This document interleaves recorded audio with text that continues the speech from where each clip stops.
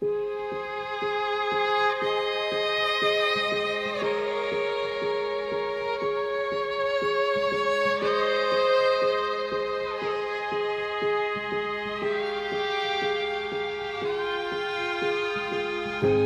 nama saya Lutfi Widodo.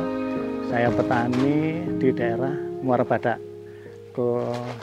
Kalau betulnya itu ini di ujung, paling ujung ini. Jadi kenapa Kak Cara saya paling yang ujung, karena di sini kayaknya ini dari faktor hamanya masih sedikit dan tanahnya masih bagus.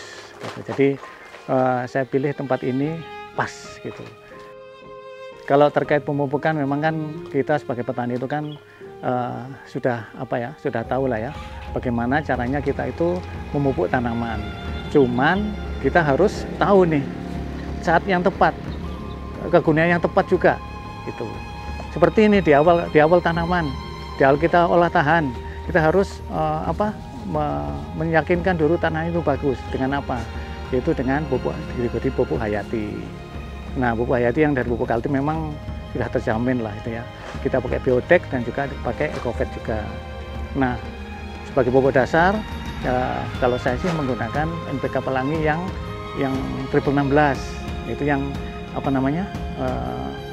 yang seimbang gitu. Jadi biotek sendiri itu kalau saya pribadi, saya mengaplikasinya ada 2 macam, yaitu yang pertama itu tetap berlangsung di lahan. Yang kedua itu sebagai dekomposternya. Jadi saya menggunakan kohe atau kotoran hewan itu saya saya fermentasikan lah. Bahan fermentasinya itu menggunakan biotek. Karena saya tahu biotek itu mengandung 2 trichoderma yang sangat bermanfaat bagi tanaman. Itu Trichoderma polysporum dan Dendrogerma virid. Nah, oleh Trichoderma polysporum itu dapat dilokalisir gitu. Sedangkan untuk virid itu adalah jamur yang bisa mengurangi patogen dalam tanah. Itu hebatnya biotek itu. Ketika kita mau membuat kompos itu kan banyak macam itu ya. Bahannya bisa dari kotoran hewan, bisa dari tumbuh-tumbuhan juga, dari sisa dapur juga bisa, dari hewan sendiri juga bisa gitu. Cuman yang paling banyak dibutuhkan itu adalah yang dari kotoran hewan dan sisa-sisa tanaman seperti rumput dan segala macamnya gitu.